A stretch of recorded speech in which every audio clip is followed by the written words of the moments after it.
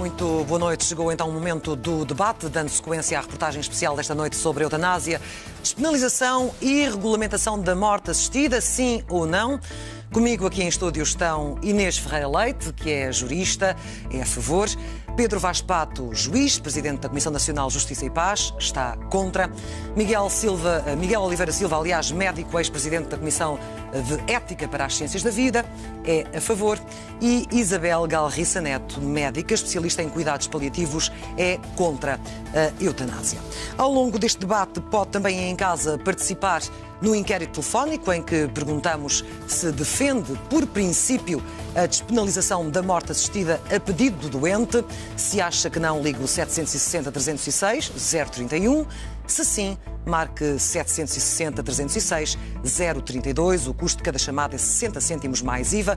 Os resultados deste televoto serão conhecidos no final deste debate. Muito boa noite a todos, muito bem-vindos a este debate. Começaria por si, Pedro Vaz Pato. Do que é que falamos quando falamos de eutanásia e ou suicídio assistido? Bom, a eutanásia é um ato de provocar a morte de uma pessoa a pedido dela em situações de sofrimento, portanto, para evitar o sofrimento. O auxílio ao suicídio ou o suicídio assistido, nessa situação é a pessoa que provoca a sua própria morte, é um suicídio, mas que é praticado com o auxílio de outra pessoa, designadamente um médico, normalmente é um médico. Eu lancei esta pergunta porque parece uma pergunta um pouco básica, mas como nos últimos tempos ouvimos algumas declarações, nomeadamente alguma mistura de conceitos, pergunto, Inês, se há aqui zonas cinzentas ou não. Porque nesta semana ouvimos, ou na semana passada ouvimos, nomeadamente médicos a falar de eutanásia, quando na verdade estavam a falar de um outro conceito, da ortotanásia. Sim, sim. Há alguma confusão, mas não há muitas áreas cinzentas quanto isso. Existe algum consenso de que algumas formas conhecidas como ortotanásia, por exemplo, ou omissão de tratamentos, ou então os casos em que a pessoa já está num sofrimento tal, em que tem que receber doses de morfina, às vezes mais elevadas, sabendo-se que poderão eventualmente ter algum risco de antecipação do momento da morte, mas em que o objetivo principal é minorar o sofrimento do paciente, estes casos não entram no conceito que agora estamos a discutir e que poderia ou não ser legalizado. Estes casos que são ainda de tratamento ou de omissão de tratamento, porque ninguém pode ser obrigado a ser sujeito a tratamentos que não deseja, mesmo que eles sejam necessários para sobreviver. Portanto, estas situações estão fora do conceito de homicídio, estão fora do conceito que permite a incriminação ou penalização só um é de alguém. Crime. Só uma situação em que é crime, de facto. Os casos em que é crime são aqueles em que se provoca diretamente a morte da pessoa ou que se colabora no suicídio de outra pessoa. Só esses casos é que são crime. Os outros não. Para muitas pessoas, Isabel Galriça Neto, muito bem-vinda, a senhora é conhecida por estar contra, sempre esteve contra estas soluções finais, chamemos-lhe assim, e para quem está de fora a olhar, o que é que separa para um médico o ato de, como dizia a Inês, dar morfina a mais, ao ponto de abreviar ou mesmo acabar com a vida de um paciente naqueles momentos em que se tenta tirar a dor, e isso não é criminalizável, de uma eutanásia ativa? Bom, muito boa noite. Boa noite. Como a Clara disse, eu há muito tempo que sou pela dignidade dos doentes e pelo facto de termos que lutar para que não estejam em sofrimento, e por isso mesmo, e este debate que de facto é preciso que aconteça, penso que mostrará isso, que é possível lutar pela dignidade e pela liberdade das pessoas sem propor eutanásia. E começo logo pela pergunta que me fez. É muito importante, porque de facto existe um alargado desconhecimento, e daí ser necessário o debate. Existe a ideia, primeiro, que a maioria dos doentes morre com morfina. Nas unidades de cuidados paliativos, onde são pessoas treinadas, a maioria dos doentes não morre com morfina. Segunda coisa que é muito importante. A morfina é dos únicos fármacos que não têm dose máxima. E eu lamento estar a falar disto, mas é para vermos o detalhe de facto de conceitos desvirtuados. É que estas situações foram faladas nas últimas semanas, quando se começou a falar de eutanásia. Por isso é que se lança também isto para este debate. O desconhecimento na sociedade e até na maioria dos médicos que não recebem formação nesta área é de facto uma coisa que nos preocupa. A morfina não tem dose máxima e existe um fenómeno que se chama tolerância. Ou seja, se eu for subindo progressivamente, o doente adapta-se. Portanto, por equipas devidamente treinadas, nós sabemos, primeiro, que a dor não é o sintoma mais frequente nos últimos dias de vida. Estamos a falar essencialmente de agitação e de outra coisa que tem a ver com a parte respiratória. Segundo, que nós, se escalarmos progressivamente, e haverá até farmacologistas que explicam isto melhor, nós não corremos o risco de matar um paciente com morfina. Ou seja, é urgente, e este começo é mais uma vez testemunho disso, clarificar, primeiro, que a morfina, como outros fármacos, tem regras, que se for bem utilizada, e eu não concebo utilizá-la mal, não é ela que vai induzir a morte de ninguém, e, portanto, que nós, no dia-a-dia, com preparação e com treino, como noutras áreas da medicina, do direito, do jornalismo, do que quer que seja, eu só pressuponho que as pessoas possam, efetivamente, falar, primeiro, com contacto com os doentes e com preparação e com a devida qualificação. E, efetivamente, esta questão de se achar que se usa a morfina e que se pode, a propósito daquilo que antigamente se invocava como o duplo efeito, achar que é a morfina que provoca, quando já não há nada para oferecer, não é verdade na realidade. Mas essas declarações a Isabel sabe que vêm até de próprios profissionais de saúde, como foram largamente lidas ao longo da semana. E eu vou só voltar a dizer que lamento a desinformação e o desconhecimento que existe. Miguel, é a favor com reservas. Quais são as suas reservas? As reservas são muitas e o favor é, em abstrato, hoje não recuso, na sequência de um hipotético referendo que exista, em abstrato não recuso poder votar sim a uma despenalização do suicídio medicamente assistido ou da eutanásia. Mas como esse referendo não virá para já, seguramente, e terá que haver uma enorme discussão em concreto e não em abstrato em Portugal, eu verdadeiramente reservo a minha opinião e que isto tem que ficar claro desde o princípio. E preocupa que em Portugal, em que uma lei, por exemplo, sobre o testamento vital, aprovada há 4 anos por unanimidade no Parlamento e regulamentada ainda nem há 2 anos, não seja divulgada nos hospitais públicos e privados, praticamente, ou é quase nada divulgada. Há 2.300 pessoas que aderiram à lei, é um bocado irónico que haja 7.000 pessoas a pedir a despenalização da eutanásia, não quer dizer... E nem sequer 2.500 até hoje preencheram o respectivo testamento vital e valia a pena saber porquê. Se é por dificuldades logísticas, informáticas, se é por não divulgação, porque os médicos não querem falar nisso, porque as administrações hospitalares não promovem esse debate, porque as comissões de ética dos hospitais estão mudas e quedas a esse respeito. Porquê? Essa é a discussão que vale a pena ter, talvez, não quer dizer que esta não seja urgente também, mas há uma inversão de prioridades. E era preciso começar por saber porquê é que em Portugal... Quando se esperavam 20.000 num ano, já lá vão 4 até há 2.200. Porque é que em Portugal a adesão às chamadas diretivas antecipadas de vontade, reinsisto, aprovadas por unanimidade do Parlamento, é quase nula? Esta é a discussão que vale a pena ter. Porque é que os médicos não falam nisso aos doentes? Porque é que os hospitais não falam nisso aos doentes? Porque é que as comissões de ética estão mudas a esse respeito? Em geral. Porque é que as administrações é a mesma história? Essa é uma discussão que vale a pena ter. Acho que o testamento vital cobre todas as possibilidades que poderia cobrir uma situação de suicídio assistido ou de eutanásia? Excelente pergunta. Não cobre todas, mas cobre a esmagadora maioria. E depende da compreensão que haja e da extensão que haja, porque, como foi dito muito bem pela primeira oradora, qualquer doente tem o direito a recusar a terapêutica.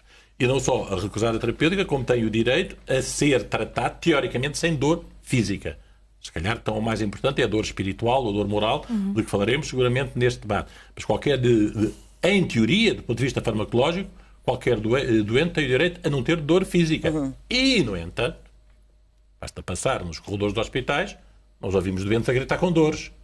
Portanto, o que é que se passa? Se, do ponto de vista técnico, farmacológico, é possível tirar a dor física, porque é que os doentes continuam a gritar com dor? Seguramente a prescrição está mal feita. E a formação é pouca. Não estou a falar, obviamente, e aproveito para cumprimentar, devia ter começado para aí os meus colegas de mesa, sobretudo, sem desprego para os outros, a doutora Isabel Galiça Neto, portanto tenho uma enorme admiração há muitos anos e que é uma pessoa responsabilíssima, designadamente, pelo trabalho que tem feito, pela divulgação que tem feito. E obviamente que, no caso dela, a terapêutica é feita de forma exemplar, não tenho a mais pequena dúvida. Terapêutica e cuidado. As duas coisas. Apesar de tudo, Isabel, aqui um preâmbulo, a Isabel trabalha num hospital privado, sempre de alguma forma tem mais meios, está numa situação privilegiada, os seus doentes estão numa situação privilegiada em relação aos restantes doentes?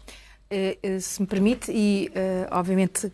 sobretudo servindo isso para cumprimentar a minha equipa, porque ninguém faz nada sozinho. Gostava de lembrar, porque às vezes a memória das pessoas é curta, que a primeira reportagem que se fez em cuidados paliativos foi em Odivelas, onde eu comecei a trabalhar com a Amélia Moura Ramos, que cumprimento também por esta reportagem. E, portanto, os meus doentes não são privilegiados, ao contrário do que as pessoas podem julgar, porque vêm de todas as proveniências e, obviamente, é importante dizer e perguntar até porque é que não há mais, porque é que o hospital onde eu trabalho, e isso é público, felizmente infelizmente, priorizou como um sinal de modernidade a organização de uma equipa de cuidados paliativos. E porque é que isso não acontece noutros hospitais? Porque, repara, há aqui uma questão, e vamos falar também disso, da questão do pouco investimento na não cura, na cronicidade, na forma como se morre, porque, de facto, a formação, e o professor Miguel Oliveira da Silva sabe isso bastante bem, a formação, por razões várias, hipertrofiou a cura e colocou a cura como o centro dos cuidados médicos, quando nunca deveria ser assim. O centro dos cuidados médicos, em geral, é cuidar, acompanhar, quer os doentes se curem, quer não se curem. Ora, a maioria dos profissionais não recebe preparação. Portanto, eu quero lhe dizer que na maioria, portanto, todas as faculdades portuguesas não têm o ensino de medicina paliativa como obrigatório. Nós tomámos esse passo agora, esta semana, na Ordem dos Médicos, de fazer essa solicitação às faculdades, tal como as especialidades em que maioritariamente estão doentes em sofrimento não têm preparação nesta área. Ora, isso cria um grande desconforto, cria um grande afastamento de uma realidade que não é fácil nem para a sociedade, nem para os médicos. E, efetivamente, nós temos que pensar que estamos a falar de pessoas que estão vivas, não são doentes de segunda, é isso que eu digo há muitos anos, e há que investir claramente na preparação para dar dignidade, para dar cuidados, porque o que eu quero aqui dizer é que, de facto, nós não confundimos a eutanásia com um tratamento médico, porque ela não é um tratamento médico, e há tratamentos médicos que têm que ser feitos na área das intervenções farmacológicas e, como foi muito bem dito, não farmacológicas, para dar dignidade e qualidade de vida a estes doentes. Falou-se aqui várias vezes de dignidade. Sim. É um tema que eu gosto muito. E do que é que falamos quando falamos, até juridicamente falando, doutor, do que é que falamos quando falamos de uma morte com dignidade? Há mortes mais indignas do que outras? Eu não sei, eu não costumo usar essa expressão no sentido de servir-me dela para justificar uma morte provocada. Isso é que me parece então não concorda com a expressão, nomeadamente aquela... Quer dizer, eu concordo com a expressão morte digna, acho que todos aspiramos a uma morte digna. Agora, não me parece é que a morte tenha de ser provocada para ser digna, não é? Claro. Portanto, ou uma que a morte morte sem sofrimento é mais digna? Sim, podemos, quer dizer, vamos ver, a vida é sempre digna e é isso que está em causa, basicamente, em meu entender, a gravidade da legalização da eutanásia tem a ver com isso, com o facto de a eutanásia compromete a sociedade. De que forma? Não é uma questão só individual, de respeito pela vontade das pessoas, porque a eutanásia supõe a colaboração dos serviços de saúde, do Estado, da sociedade, em relação a uma vontade que a pessoa exprime e que não sabemos nunca se é de facto a sua vontade clara, mas mesmo supondo que mas é para isso que é preciso aferir no contacto direto entre o médico e o doente, ou não? Exatamente. Ou os médicos não estão preparados para fazer essa aferição? Eu não sei se os médicos não conseguem, se calhar às vezes a questão está em que a expressão da vontade de morrer nestas situações pode ser ambivalente. E também vimos isso na reportagem, quer dizer, as pessoas ao dizer que querem morrer, se calhar querem dizer é que querem viver de outra forma, ou querem chamar a atenção para a solidão em questão. Mas quando já não podem viver de outra forma, quando há uma situação de sofrimento intolerável, incurável, como vimos na anterior reportagem, nomeadamente vimos um caso de um jovem, que acho que é emblemático, um pai, marido, jovem, com cefaleias lancinantes, uma situação daquelas. Poderá dizer, mas eu queria só concluir o raciocínio. Até ouvi-lo enquanto homem, também jurista. Queria só concluir o raciocínio que disse. Não é só uma questão de respeito pela liberdade individual, é o reconhecer, a sociedade a reconhecer que há determinadas situações em que a vida deixa de merecer proteção. Sim. Já alguém disse que o humanismo de uma sociedade mede-se pela forma como encara o sofrimento. E a morte não pode ser a resposta para o sofrimento.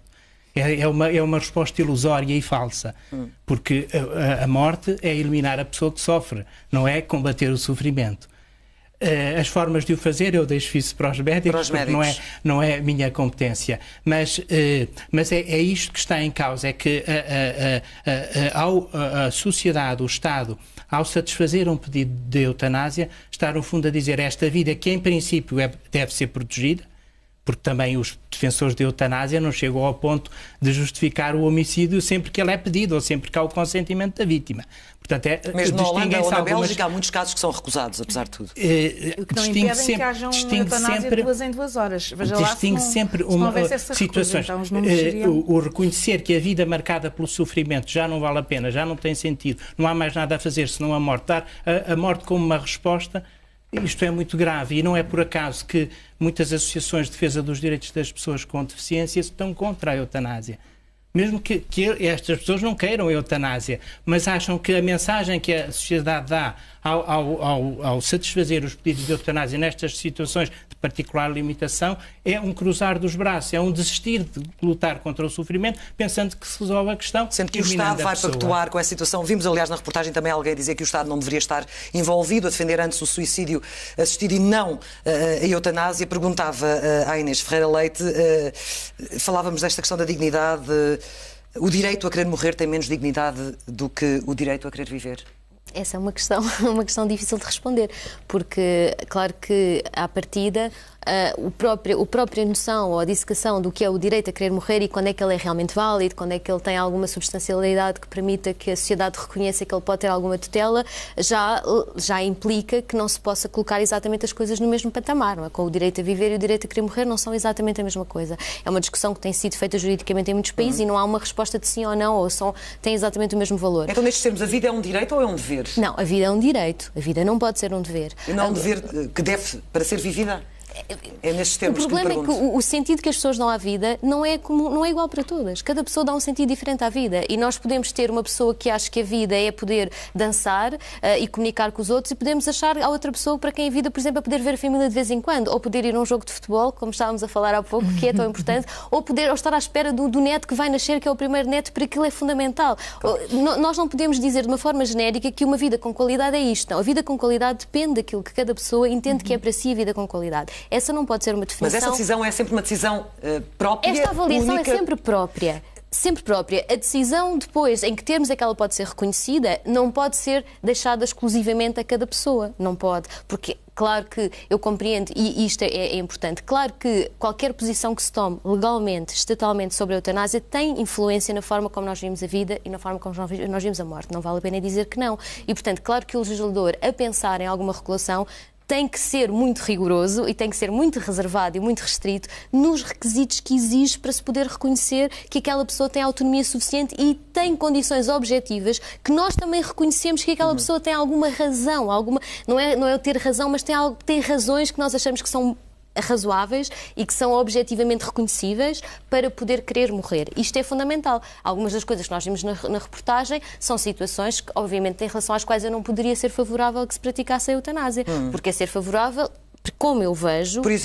Por exemplo, situações em que não estamos num processo irreversível de conduzir à morte. Situações em que, por exemplo, uma pessoa está cansada de viver. Essas situações não podem ser legalmente. Quer dizer, são situações em que se a pessoa se quiser suicidar, o suicídio não é crime. Mas uma coisa é a pessoa querer suicidar e trata disso. Outra coisa é haver outras pessoas, legalmente, através do Estado... O suicídio tem um anátema que uma tem aquela situação que está fora do direito. Agora, quando há outra pessoa a colaborar, quando há outra pessoa a provocar a morte, então o Estado tem que ter uma palavra a dizer. Não pode ser uma zona livre de direito quando estamos a colaborar na morte de outra pessoa. E aí nós temos de ter razões que sejam bastante claras e bastante restritas, o processo reversível para a morte, uma situação em que a pessoa não tem nenhum daquelas componentes que nós identificamos com uma vida com certo sentido e que aí nós podemos reconhecer, bom, objetivamente esta situação é extremamente difícil e então se há uma margem de autonomia nós podemos eventualmente reconhecê-la, mas só nesses casos. E eu não acho que qualquer avanço na regulamentação implicasse uma escalada. Aliás, os estudos já indicam que essa escalada de agora vamos admitir a eutanásia para todos os casos não ocorre sempre.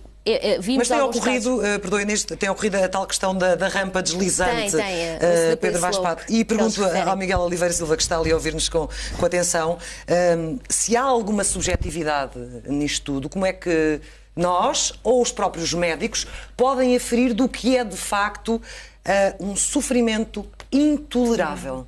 Há uma enorme subjetividade por razões várias. Os próprios conceitos de doença, saúde, vida, não são inteiramente objetivos e têm muito a ver com os nossos valores próprios, com a nossa cultura, porventura com a nossa formação moral, religiosa e, portanto, verdadeiramente quem é responsável pela gestão da sua vida privada, na saúde, na doença e, porventura, na morte, é o chamado agente moral, no caso das pessoas serem, obviamente, responsáveis uma pela outra. Mas, para não fugir à sua pergunta, a experiência nos países onde a eutanásia começou por ser despenalizada, primeiro na Holanda, depois na Bélgica, no Luxemburgo e em alguns estados, 4, talvez, dos Estados Unidos, mostra que inequívoca de suicídio medicamente assistido na Suíça, para quem tenha dinheiro para lá e pagá-lo, a questão põe-se que verdadeiramente a experiência mostra-nos que, por um lado, os números talvez não sejam apenas esses, por poderem haver casos subnotificados, como sempre acontece nos países onde a eutanásia é praticada, enquanto ainda é, digamos, proibida e penalizada. Já lá podemos ir à situação, se isso se passa ou não em Portugal e noutros países onde é semelhante. E, portanto, por um lado, pode haver casos de subnotificação. Pode não. Há. Segundo, há de facto uma pressão emocional sobre quem pede a eutanásia ou quem não a pede e sobre os próprios médicos. Mas não considera que é uma questão residual? Acha que os números estão adulterados? Não é algo marginal? Não, os 2, 3% de todas as mortes. Ainda há 15 dias, ainda há 15 dias estive na Bélgica, na Bélgica, tenho uma familiar minha que é médica na Bélgica, ela dizia-me correntemente que é assente entre os médicos belgas que os números estão subnotificados, portanto, que é mais do que as estatísticas. Agora, e receia que isso possa acontecer no caso de... É uma inevitabilidade, isto é, começamos... Mas porque não é controlável, Soutor? Claro que deve ser controlado, mas a experiência nos países onde ela existe mostra que é extremo. Repare, se eu tivesse a certeza absoluta que nunca havia nenhum caso de abuso em Portugal, se eu tivesse a certeza que nunca haveria um caso de pressões intoleráveis, essas também sim, perante os doentes ou perante os médicos, eu, em abstrato, porque sei que o próprio professor Walter Osvaldo o reconhece, há casos raríssimos de doentes que recusam os cuidados paliativos e continuam a pedir a eutanásia, que aí nós poderíamos admiti-la. Por muito que discordássemos, porque eu não tenho o direito de impor as minhas convicções a quem pensa de forma diferente da minha. Bom, portanto, em abstrato, eu estou de acordo com este raciocínio todo. Simplesmente, a experiência tem mostrado que começamos na exceção, e não vou dizer que acabemos da regra, mas que essa exceção tem sido cada vez mais liberalizada. Isso, de facto, é uma solução. Nós não vamos hoje aqui tomar decisões, o debate não acaba hoje, está apenas a começar. Eu felicito assim e a SIG por isso, mas, de facto, tudo isto tem que ser pensado. E tem que ser inserido também, não apenas em termos abstratos e universais, mas também na própria cultura específica de cada um. Por isso acho muito bem que haja um debate alargado entre os médicos e que isso que está, enfim, anunciado e que ele venha e que seja debatido, porque não é vulgar os médicos falarem sobre isso. A cultura judaico-cristã complica esta discussão? Sim, por isso dizia há bocado e muito bem, o suicídio é o anátema. É o anátema porque as pessoas lembram-se do suicídio de Judas, que traiu Cristo, que se vendeu por 30 dinheiros. Mas há outros suicídios no Antigo Testamento em que teólogos tão insuspeitos como Hans Kung dizem que até foram bem aceitos, por exemplo. Mas temos na reportagem o caso daquele pai, mais uma vez, aquele caso que falava há pouco, Isabel, em que a mulher dizia que ele poderia optar pelo suicídio, mas que ele não o queria fazer porque não saberia como é que seria encontrado. Seria encontrado pelos filhos, seria encontrado pela mulher, preferiria uma cama do hospital controlada. A Isabel, no exercício do seu trabalho nos cuidados paliativos, quantos doentes é que já lhe pediram para terminar o sofrimento dessa forma? Em milhares de casos. E eu, de facto, acho que é importante ouvir a realidade das pessoas que trabalham nesta área.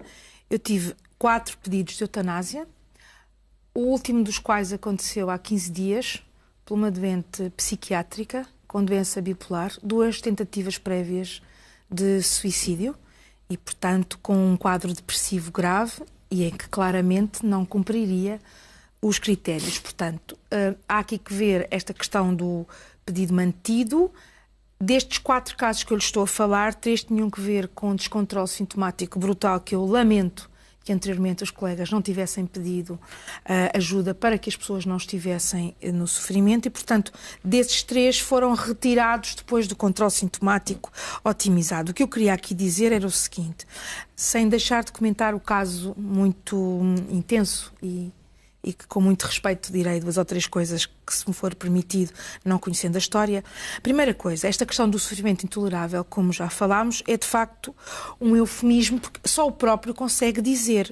Agora, o que isto vai implicar, e a reportagem deixou isso claríssimo, é que muito antes de ser doente terminal e sem ter propriamente um diagnóstico de fim de vida, podem surgir e vêm a surgir pedidos de eutanásia por quem está cansado de viver, por quem tem doença mental, por quem pura e simplesmente, e esse movimento existe agora na Holanda, diz: eu cumpri a minha vida, não faz sentido continuar vivo. Não é esta a sociedade que eu acho que nós queremos. A questão do direito à autonomia. Mas é o desejo da pessoa, independentemente do que a sociedade quer para ela ou não. Perante os que sofrem, o que tem para lhe oferecer no sofrimento é a morte, acho que exigimos tão pouco de nós próprios. Eu vejo uma sociedade solidária e que dá aos outros a possibilidade de, mesmo em sofrimento, eu não quero, como acho que isto é, claro, há várias coisas que nos unem aqui, e uma delas é seguramente que nenhum de nós está interessado em ver pessoas em sofrimento intolerável. E onde é que fica a liberdade da pessoa poder escolher?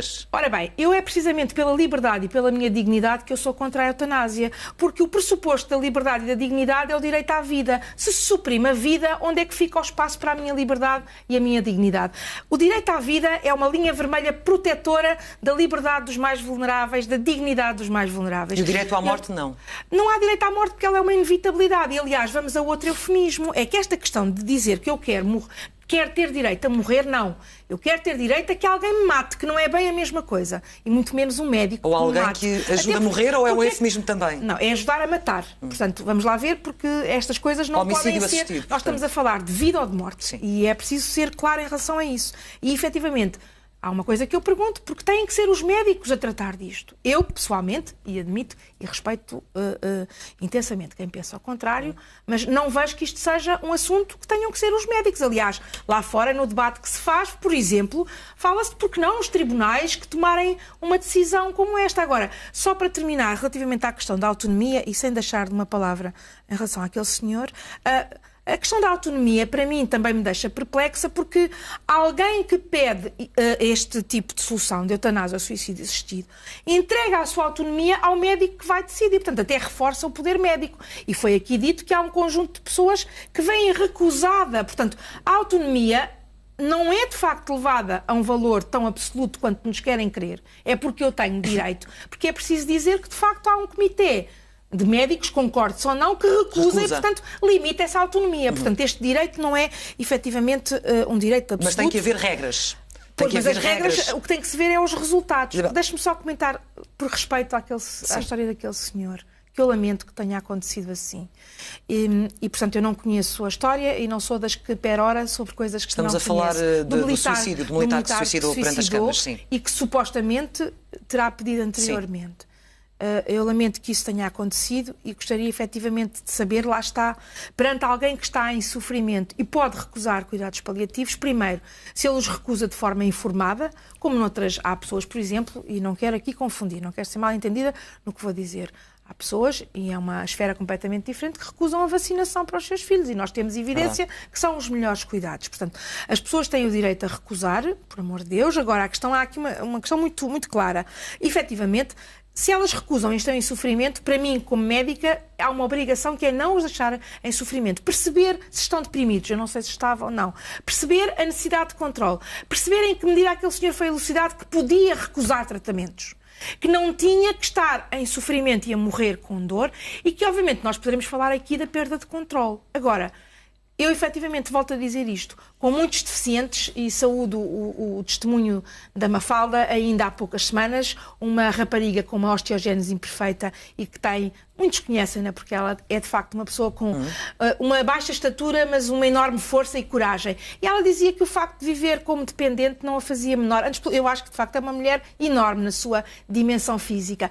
E eu acho que é isto que a sociedade nos interpela, é perante as pessoas em sofrimento, que respostas temos, eu acho tão pouco oferecemos a morte a estas pessoas. O debate seria diferente se, por acaso, Sr. Pedro Vaz Pato, no caso, nomeadamente holandês, mas sobretudo belga, não se tivesse ido longe demais, considerado e ter ido longe demais, em que acontece não ser preciso ser doente terminal para se ter o direito a morrer. Temos de ver, eu acho que não é por acaso que isto sucede.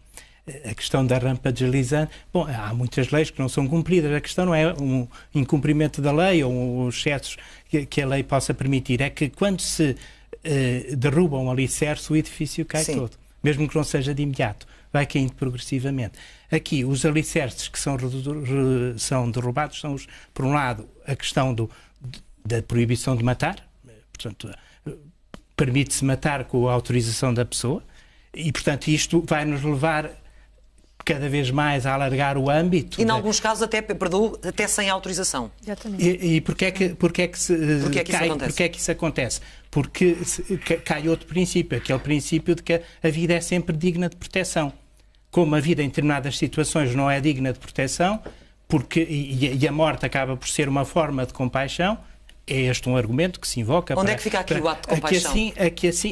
Portanto, o raciocínio que se pode fazer é este. Aquelas pessoas que não estão capacitadas para formular a sua vontade no sentido de pedir a eutanásia, uma vez que a eutanásia é um bem para elas, pode-se fazer mesmo que elas não experiam a sua vontade. Casos de deficientes, casos de crianças recém-nascidas. Portanto, são estes dois alicerces que são derrubados e é natural, é lógico, que progressivamente faz um pouco com os animais. Perdoa a comparação, que é quase incomparável, mas um pouco quase como se faz também com os animais que não se querem ver sofrer. Pois, onde agora se desenvolvem os cuidados paliativos. Mas é verdade, os animais nesse aspecto têm até há pessoas que invocam isso para dizer também. Mas não podemos comparar as duas situações. Não é comparável.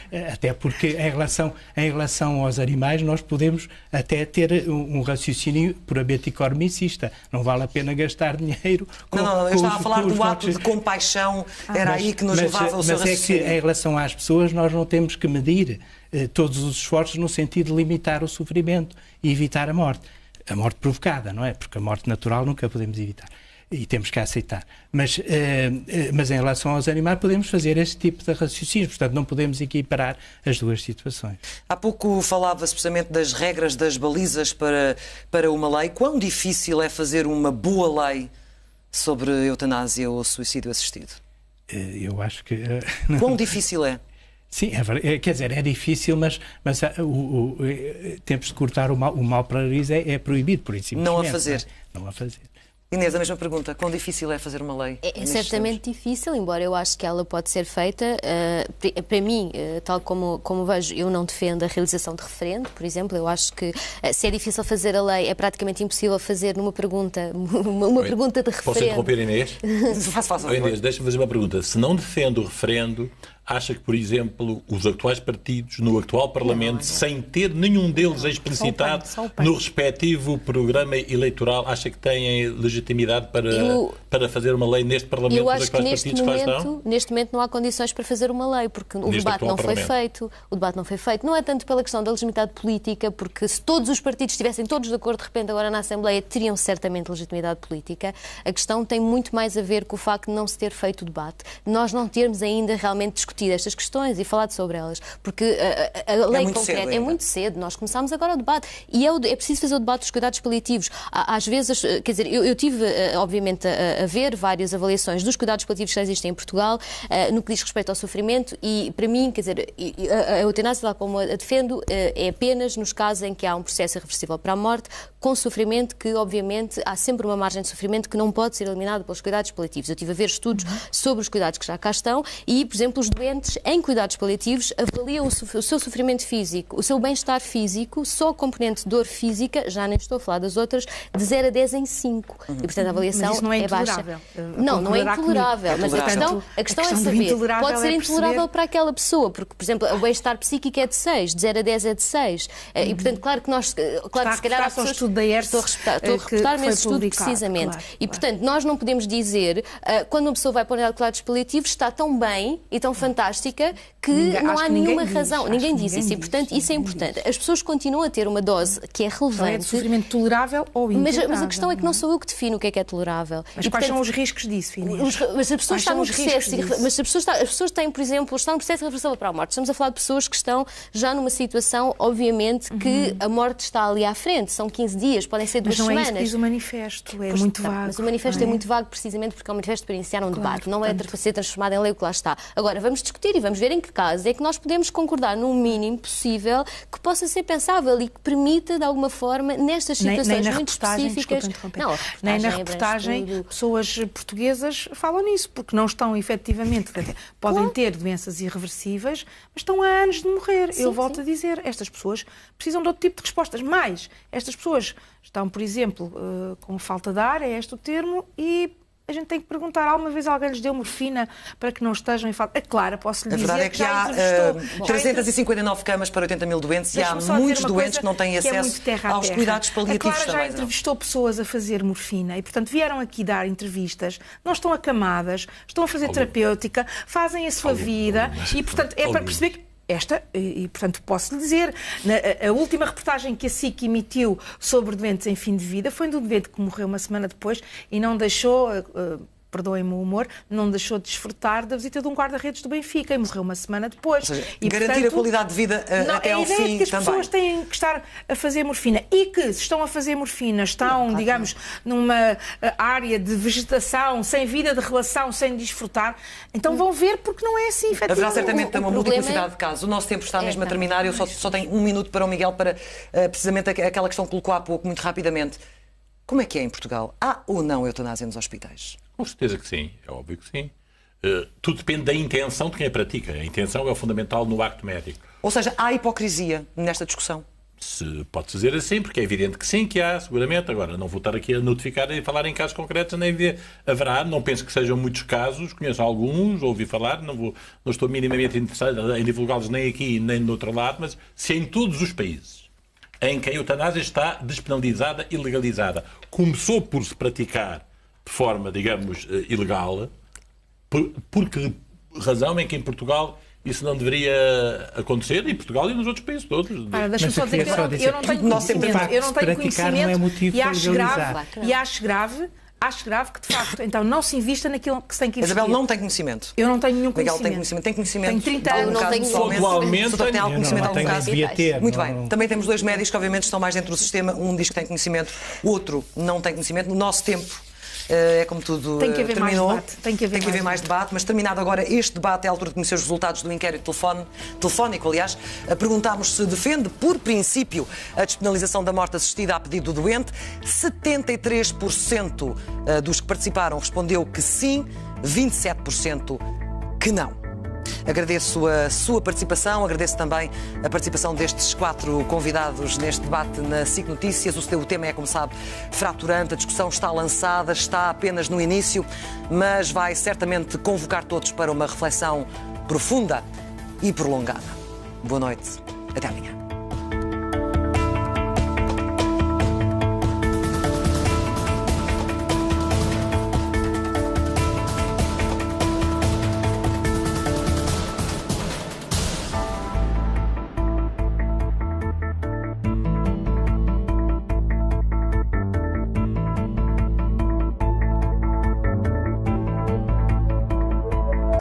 Por exemplo, fala-se de porque não os tribunais que tomarem uma decisão como esta. Agora, só para terminar, relativamente à questão da autonomia, e sem deixar de uma palavra em relação àquele senhor, a questão da autonomia, para mim, também me deixa perplexa, porque alguém que pede este tipo de solução de eutanásia ou suicídio assistido entrega a sua autonomia ao médico que vai decidir. Portanto, até reforça o poder médico. E foi aqui dito que há um conjunto de pessoas que vêm recusada. Portanto, a autonomia não é de facto levada a um valor tão absoluto quanto nos querem crer. É porque eu tenho direito. Porque é preciso dizer que, de facto, há um comitê de médicos, concordes ou não, que recusa e, portanto, limita essa autonomia. Portanto, este direito não é, efetivamente, um direito absoluto. Mas tem que haver regras.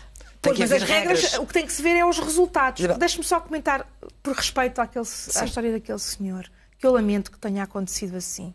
E, portanto, eu não conheço a história e não sou das que perora sobre coisas que Estamos não a conheço. falar do suicídio, do militar que se suicidou perante as câmaras, sim. E que supostamente terá pedido anteriormente.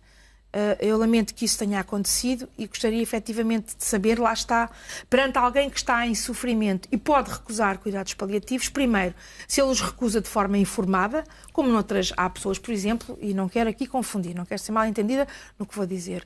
Há pessoas, e é uma esfera completamente diferente, que recusam a vacinação para os seus filhos e nós temos evidência que são os melhores cuidados. Portanto, as pessoas têm o direito a recusar, por amor de Deus. Agora, há aqui uma questão muito, muito clara. Efetivamente, se elas recusam e estão em sofrimento, para mim, como médica, há uma obrigação que é não os deixar em sofrimento. Perceber se estão deprimidos, eu não sei se estavam ou não. Perceber a necessidade de controle. Perceber em que medida aquele senhor foi elucidado que podia recusar tratamentos. Que não tinha que estar em sofrimento e a morrer com dor e que, obviamente, nós poderemos falar aqui da perda de controle. Agora, eu, efetivamente, volto a dizer isto, com muitos deficientes, e saúdo o testemunho da Mafalda, ainda há poucas semanas, uma rapariga com uma osteogénese imperfeita e que tem, muitos conhecem-na, porque ela é, de facto, uma pessoa com uma baixa estatura, mas uma enorme força e coragem. E ela dizia que o facto de viver como dependente não a fazia menor. Antes, eu acho que, de facto, é uma mulher enorme na sua dimensão física. E eu acho que é isto que a sociedade nos interpela, é perante as pessoas em sofrimento, que respostas temos. Eu acho tão pouco oferecemos a morte a estas pessoas. O debate seria diferente se, por acaso, Sr. Pedro Vaz Pato, no caso, nomeadamente holandês, mas sobretudo belga, não se tivesse saído longe demais, considerado e ter ido longe demais, em que acontece não ser preciso ser doente terminal para se ter o direito a morrer? Temos de ver. Eu acho que não é por acaso que isto sucede. A questão da rampa deslizante, bom, há muitas leis que não são cumpridas, a questão não é um incumprimento da lei ou os excessos que a lei possa permitir, é que quando se... Despenalização e regulamentação da morte assistida, sim ou não? Comigo aqui em estúdio estão Inês Ferreira Leite, que é jurista, é a favor. Pedro Vaz Pato, juiz, presidente da Comissão Nacional de Justiça e Paz, está contra. Miguel Oliveira Silva, aliás, médico, ex-presidente da Comissão de Ética para as Ciências da Vida, é a favor. E Isabel Galriça Neto, médica, especialista em cuidados paliativos, é contra a eutanásia. Ao longo deste debate, pode também em casa participar no inquérito telefónico, em que perguntamos se defende, por princípio, a despenalização da morte assistida a pedido do doente. Se acha que não, ligue o 760-306-031. Se sim, marque 760-306-032. O custo de cada chamada é 60 cêntimos mais IVA.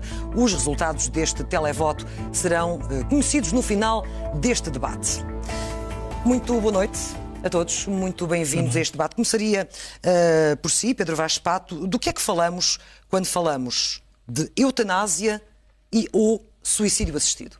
Bom, a eutanásia é um ato de provocar a morte de uma pessoa a pedido dela em situações de sofrimento, portanto, para evitar o sofrimento. O auxílio ao suicídio ou o suicídio assistido, nessa situação, é a pessoa que provoca a sua própria morte, é um suicídio, mas que é praticado com o auxílio de outra pessoa, designadamente um médico, normalmente é um médico. Eu lancei esta pergunta porque parece uma pergunta um pouco básica, mas como nos últimos tempos ouvimos algumas declarações, nomeadamente alguma mistura de conceitos, pergunto, Inês, se há aqui zonas cinzentas ou não.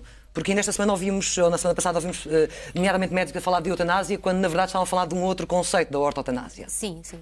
Há alguma confusão, mas não há muitas áreas cinzentas quanto isso. Existe algum consenso de que algumas formas conhecidas como ortotanásia, por exemplo, ou omissão de tratamentos, ou então os casos em que a pessoa já está num sofrimento tal, em que tem que receber doses de morfina, às vezes mais elevadas, sabendo-se que poderão eventualmente ter algum risco de antecipação do momento da morte, mas em que o objetivo principal é minorar o sofrimento do paciente, estes casos não entram no conceito que agora estamos a discutir e que poderia ou não ser legalizado. Estes casos que são ainda de tratamento ou de omissão de tratamento, porque ninguém pode ser obrigado a ser sujeito a tratamentos que não deseja, mesmo que eles sejam necessários para sobreviver. Portanto, estas situações estão fora do conceito de homicídio, estão fora do conceito que permite a incriminação ou penalização só um é de alguém. Crime. Só uma situação em que é crime, de facto. Os casos em que é crime são aqueles em que se provoca diretamente a morte da pessoa ou que se colabora no suicídio de outra pessoa. Só esses casos é que são crime. Os outros não. É para muitas pessoas, Isabel Galriça Neto, muito bem-vinda. A senhora é conhecida por estar contra, sempre esteve contra estas... Cada vez mais liberalizada. Isso, de facto, é uma solução. Nós não vamos hoje aqui tomar decisões, o debate não acaba hoje, está apenas a começar. Eu felicito a si e a SIG por isso. Mas, de facto, tudo isto tem que ser pensado. E tem que ser inserido também, não apenas em termos abstratos e universais, mas também na própria cultura específica de cada um.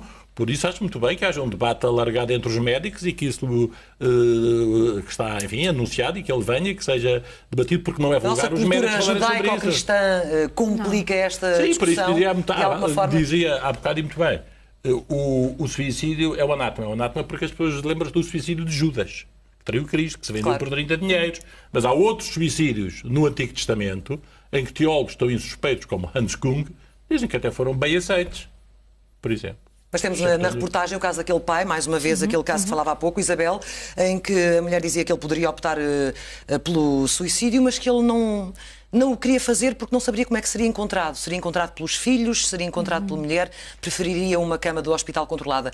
A Isabel, no exercício do seu trabalho nos cuidados paliativos, quantos doentes é que já lhe pediram para terminar o sofrimento dessa forma? Em milhares de casos. E eu, de facto, acho que é importante ouvir a realidade das pessoas que trabalham nesta área. Eu tive 4 pedidos de eutanásia, o último dos quais aconteceu há 15 dias, por uma doente psiquiátrica com doença bipolar, 2 tentativas prévias de suicídio e, portanto, com um quadro depressivo grave e em que claramente não cumpriria os critérios. Portanto, há aqui que ver esta questão do pedido mantido.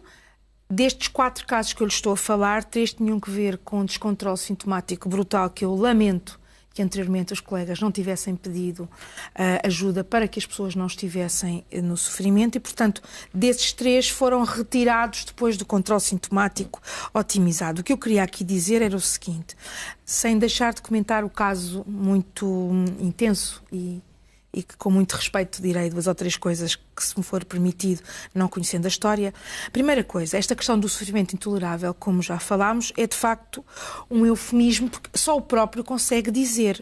Agora, o que isto vai implicar, e a reportagem deixou isso claríssimo, é que muito antes de ser doente terminal e sem ter propriamente um diagnóstico de fim de vida, podem surgir e vêm a surgir pedidos de eutanásia por quem está cansado de viver, por quem tem doença mental, por quem pura e simplesmente, e esse movimento existe agora na Holanda, diz: eu cumpri a minha vida, não faz sentido continuar vivo. Não é esta a sociedade que eu acho que nós queremos. A questão do direito à autonomia. Mas é um desejo da pessoa, independentemente do que a sociedade quer para ela ou não. Perante os que sofrem, o que tem para lhe oferecer no sofrimento é a morte, acho que exigimos tão pouco de nós próprios. Os próprios conceitos de doença, saúde, vida, não são inteiramente objetivos e têm muito a ver com os nossos valores próprios, com a nossa cultura, porventura com a nossa formação moral, religiosa, e, portanto, verdadeiramente quem é responsável pela gestão da sua vida privada, na saúde, na doença e, porventura, na morte, é o chamado agente moral,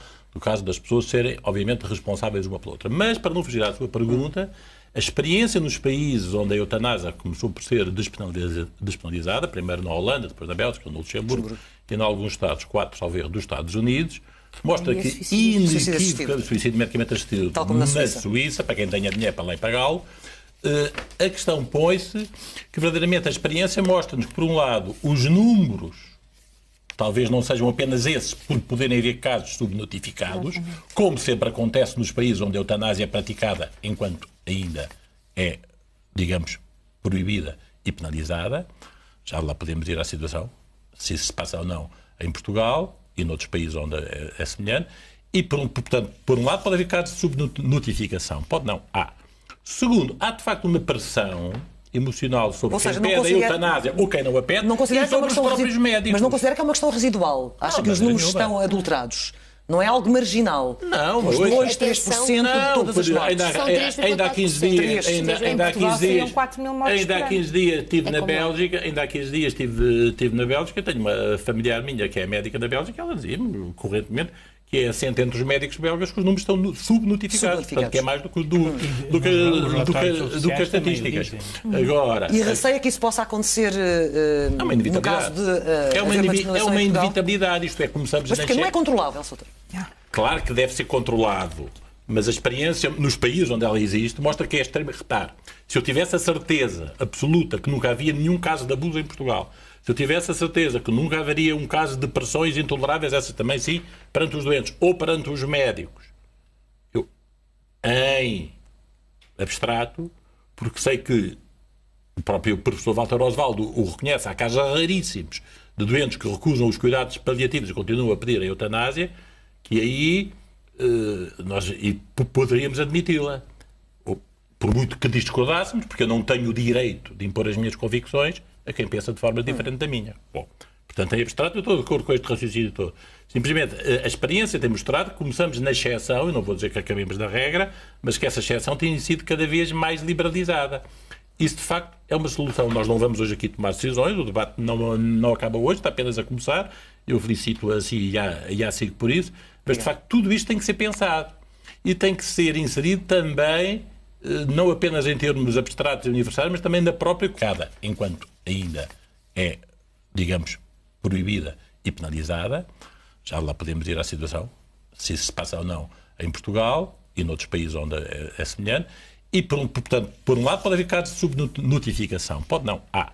Segundo, há de facto uma pressão emocional sobre quem pede a eutanásia ou quem não a pede e sobre os próprios médicos. Mas não considera que é uma questão residual? Acha que os números estão adulterados? Não é algo marginal? Não, mas 2, 3% de todas as mortes. Ainda há 15 dias, ainda há 15 dias estive na Bélgica, estive na Bélgica, tenho uma familiar minha que é médica na Bélgica, ela dizia-me correntemente que é assente entre os médicos belgas que os números estão subnotificados, portanto, que é mais do que as estatísticas. Agora, e receia que isso possa acontecer no caso de... É uma inevitabilidade, isto é, começamos... Mas porque não é controlável, Soutor? Claro que deve ser controlado, mas a experiência nos países onde ela existe mostra que é extremo. Repare, se eu tivesse a certeza absoluta que nunca havia nenhum caso de abuso em Portugal, se eu tivesse a certeza que nunca haveria um caso de pressões intoleráveis, essas também sim, perante os doentes ou perante os médicos, eu, em abstrato, porque sei que o próprio professor Walter Oswaldo o reconhece, há casos raríssimos de doentes que recusam os cuidados paliativos e continuam a pedir a eutanásia, que aí nós poderíamos admiti-la. Por muito que discordássemos, porque eu não tenho o direito de impor as minhas convicções a quem pensa de forma diferente da minha. Bom, portanto, em abstrato, eu estou de acordo com este raciocínio todo. Simplesmente, a experiência tem mostrado que começamos na exceção, e não vou dizer que acabemos da regra, mas que essa exceção tem sido cada vez mais liberalizada. Isso, de facto, é uma solução. Nós não vamos hoje aqui tomar decisões, o debate não acaba hoje, está apenas a começar. Eu felicito a si e a SIC por isso, mas, de facto, tudo isto tem que ser pensado.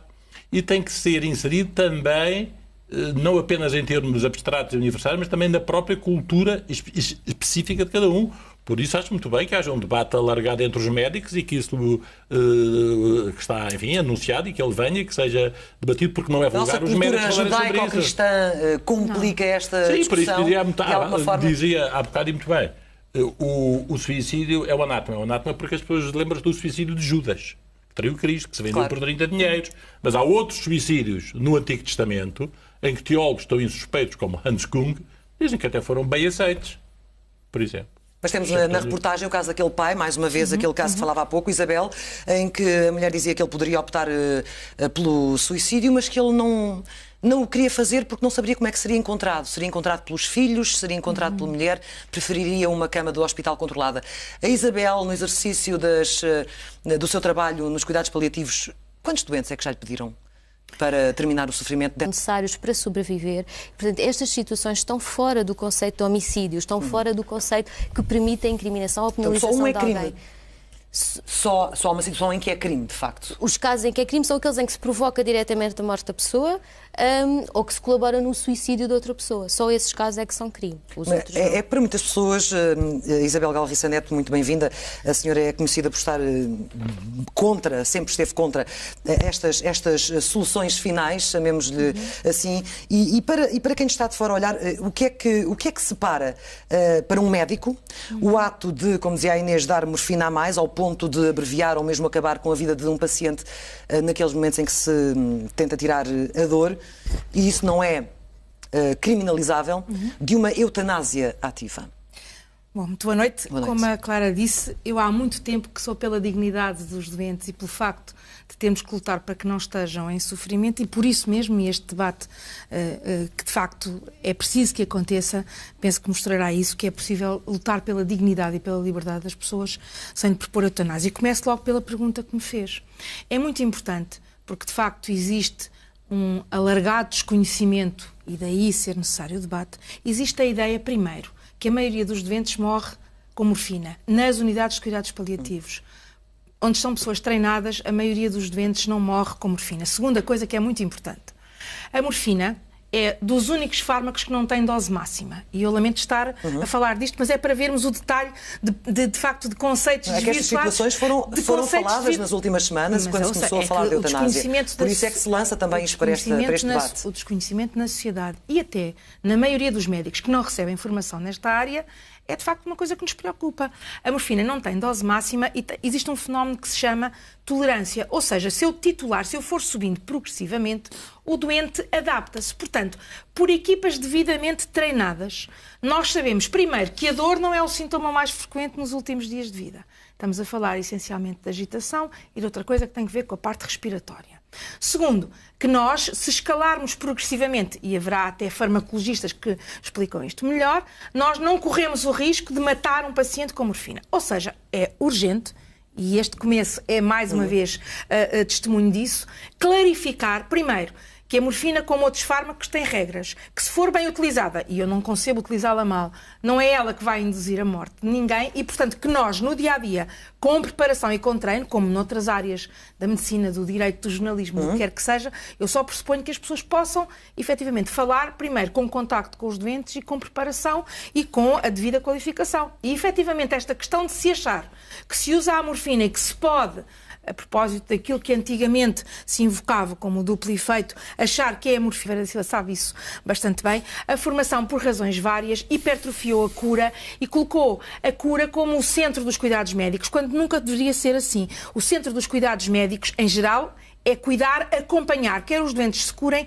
quer não se curem. Ora, a maioria dos profissionais não recebe preparação. Portanto, eu quero lhe dizer que na maioria, portanto, todas as faculdades portuguesas não têm o ensino de medicina paliativa como obrigatório. Nós tomámos esse passo agora, esta semana, na Ordem dos Médicos, de fazer essa solicitação às faculdades, tal como as especialidades em que maioritariamente estão doentes em sofrimento não têm preparação nesta área. Ora, isso cria um grande desconforto, cria um grande afastamento de uma realidade que não é fácil nem para a sociedade, nem para os médicos. E, efetivamente, nós temos que pensar que estamos a falar de pessoas que estão vivas, não são doentes de segunda, é isso que eu digo há muitos anos, e há que investir claramente na preparação para dar dignidade, para dar cuidados, porque o que eu quero aqui dizer é que, de facto, nós não confundimos a eutanásia com um tratamento médico, porque ela não é um tratamento médico, e há tratamentos médicos que têm que ser feitos na área das intervenções farmacológicas e, como foi muito bem dito, não farmacológicas, para dar dignidade e qualidade de vida a estes doentes. Falou-se aqui várias vezes de dignidade. Sim, sim. É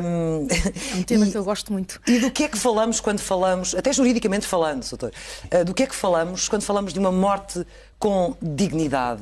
Há mortes mais indignas do que outras? Eu não sei, eu não costumo usar essa expressão no sentido de servir-me dela para justificar uma morte provocada. Isso é que me então parece não concorda com a expressão, nomeadamente aquela... Quer dizer, eu concordo com a expressão morte digna, acho que todos aspiramos a uma morte digna. Agora, não me parece é que a morte tenha de ser provocada para ser digna, não é? Claro. Portanto, ou uma que a morte morte sem provocada, sofrimento é mais digna? Sim, podemos, quer dizer, vamos ver, a vida é sempre digna e é isso que está em causa, basicamente, a meu entender, a gravidade da legalização da eutanásia tem a ver com isso, com o facto de se a eutanásia compromete a sociedade. De que forma? Não é uma questão só individual de respeito pela vontade das pessoas, porque a eutanásia supõe a colaboração dos serviços de saúde, do Estado, da sociedade, em relação a uma vontade que a pessoa exprime e que não sabemos nunca se é de facto a sua vontade clara, mas mesmo supondo que mas o é para isso fosse, que é preciso aferir no contacto direto entre o médico e o doente, ou não? Exatamente. Ou os médicos não estão preparados para fazer essa aferição? Eu não sei se os médicos não conseguem, se calhar às vezes a questão está em que a expressão da vontade de morrer nestas situações pode ser ambivalente. E também vimos isso na reportagem, quer dizer, as pessoas ao dizer que querem morrer, se calhar querem dizer é que querem viver de outra forma. Ou querem chamar estes dois alicerces que são derrubados e é natural, é lógico que progressivamente Faz um pouco como com os animais. Perdoa a comparação, que é quase incomparável, mas um pouco quase como se faz também com os animais que não se querem ver sofrer. Pois, onde agora se desenvolvem os cuidados paliativos. Mas não, mas é verdade, os animais nesse aspecto têm até há pessoas que invocam isso que invocam para dizer também. Mas não podemos comparar as duas situações. Não é comparável. Até porque em relação aos animais nós podemos até ter um raciocínio puramente economicista. Não vale a pena gastar dinheiro com... Não, eu estava a falar do ato de compaixão, era aí que nos levava o seu raciocínio. Mas é que em relação às pessoas nós não temos que medir todos os esforços no sentido de limitar o sofrimento e evitar a morte provocada, não é? Porque a morte natural nunca podemos evitar e temos que aceitar. Mas em relação aos animais podemos fazer este tipo de raciocínio, portanto não podemos equiparar as duas situações. Há pouco falava-se precisamente das regras, das balizas para uma lei. Quão difícil é fazer uma boa lei sobre eutanásia ou suicídio assistido? Eu acho que... Quão difícil é? Sim, quer dizer, é difícil, mas temos de cortar o mal para o nariz, é proibido, por isso. Não a fazer. Não a fazer. Inês, a mesma pergunta. Quão difícil é fazer uma lei? É certamente difícil, embora eu acho que ela pode ser feita. Para mim, tal como vejo, eu não defendo a realização de referendo, por exemplo. Eu acho que se é difícil fazer a lei, é praticamente impossível fazer numa pergunta, uma pergunta de referendo. Posso interromper, Inês? Faça. Inês, deixa-me fazer uma pergunta. Se não defende o referendo, acha que, por exemplo, os atuais partidos no atual Parlamento, sem ter nenhum deles explicitado no respectivo programa eleitoral, acha que têm legitimidade para fazer uma lei neste Parlamento? Eu acho que neste momento não há condições para fazer uma lei, porque o debate não foi feito. O debate não foi feito. Não é tanto pela questão da legitimidade política, porque se todos os partidos estivessem todos de acordo, de repente, agora na Assembleia, teriam certamente legitimidade política. A questão tem muito mais a ver com o facto de não se ter feito o debate, de nós não termos ainda realmente discutido estas questões e falado sobre elas, porque a lei concreta é muito cedo, nós começámos agora o debate e é preciso fazer o debate dos cuidados paliativos. Às vezes, quer dizer, eu tive, obviamente, a ver várias avaliações dos cuidados paliativos que já existem em Portugal, no que diz respeito ao sofrimento e, para mim, quer dizer, a eutanásia, tal como a defendo, é apenas nos casos em que há um processo irreversível para a morte, com sofrimento que, obviamente, há sempre uma margem de sofrimento que não pode ser eliminada pelos cuidados paliativos. Eu estive a ver estudos sobre os cuidados que já cá estão e, por exemplo, os doentes em cuidados paliativos avaliam o seu sofrimento físico, o seu bem-estar físico, só a componente de dor física, já nem estou a falar das outras, de 0 a 10 em 5. E, portanto, a avaliação mas isso não é baixa. Não é intolerável. Mas a questão é saber, pode ser intolerável para aquela pessoa, porque, por exemplo, o bem-estar psíquico é de 6, de 0 a 10 é de 6. E, portanto, claro que se calhar há pessoas... 2.200. Porque é que em Portugal a adesão às chamadas diretivas antecipadas de vontade, reinsisto, aprovadas por unanimidade do Parlamento, é quase nula. Esta é a discussão que vale a pena ter. Porque é que os médicos não falam nisso aos doentes? Porque é que os hospitais não falam nisso aos doentes? Porque é que as comissões de ética estão mudas a esse respeito? Em geral. Porque é que as administrações é a mesma história? Essa é uma discussão que vale a pena ter. Acho que o testamento vital cobre todas as possibilidades que poderia cobrir uma situação de suicídio assistido ou de eutanásia? Excelente pergunta. Não cobre todas, mas cobre a esmagadora maioria. E depende da compreensão que haja e da extensão que haja, porque, como foi dito muito bem pela primeira oradora, qualquer doente tem o direito a recusar a terapêutica. E não só a recusar a terapêutica, como tem o direito a ser tratado, teoricamente, sem dor física. Se calhar, tão mais importante é a dor espiritual ou a dor moral, do que falaremos seguramente neste debate. Mas em teoria, do ponto de vista farmacológico, qualquer doente tem o direito a não ter dor física. E, no entanto, basta passar nos corredores dos hospitais, nós ouvimos doentes a gritar com dores. Portanto, o que é que se passa? Se, do ponto de vista técnico, farmacológico, é possível tirar a dor física, porque é que os doentes continuam a gritar com dor? Seguramente a prescrição está mal feita. E a formação é pouca. Não estou a falar, obviamente, e aproveito para cumprimentar, devia ter começado para aí os meus colegas de mesa, sobretudo, sem desprego para os outros, a doutora Isabel Galiça Neto, portanto, tenho uma enorme admiração há muitos anos, e que é uma pessoa responsabilíssima, designadamente, pelo trabalho que tem feito, pela divulgação que tem feito. E, obviamente, que, no caso dela, a terapêutica é feita de forma exemplar, não tenho a mais pequena dúvida. Terapêutica e cuidado. As duas coisas. Apesar de tudo, Isabel, aqui um preâmbulo. A Isabel trabalha num hospital privado, sempre de alguma forma tem mais meios, está numa situação privilegiada. Os seus doentes estão numa situação privilegiada em relação aos restantes doentes? Se me permite, e obviamente sobretudo servindo isso para cumprimentar a minha equipa, porque ninguém faz nada sozinho. Gostava de lembrar, porque às vezes a memória das pessoas é curta, que a primeira reportagem que se fez em cuidados paliativos foi em Odivelas, onde eu comecei a trabalhar com a Amélia Moura Ramos, que cumprimento também por esta reportagem. E, portanto, os meus doentes não são privilegiados, ao contrário do que as pessoas podem julgar, porque vêm de todas as proveniências e, obviamente, é importante dizer e perguntar até porque é que não há mais, porque é que o hospital onde eu trabalho, e isso é público, felizmente priorizou como um sinal de modernidade a organização de uma equipa de cuidados paliativos. E porque é que isso não acontece noutros hospitais? Porque, repara, há aqui uma questão, e vamos falar também disso, da questão do pouco investimento na não cura, na cronicidade, na forma como se morre, porque, de facto, a formação, e o professor Miguel Oliveira da Silva sabe isso bastante bem, a formação, por razões várias, hipertrofiou a cura e colocou a cura como o centro dos cuidados médicos, quando nunca deveria ser assim. O centro dos cuidados médicos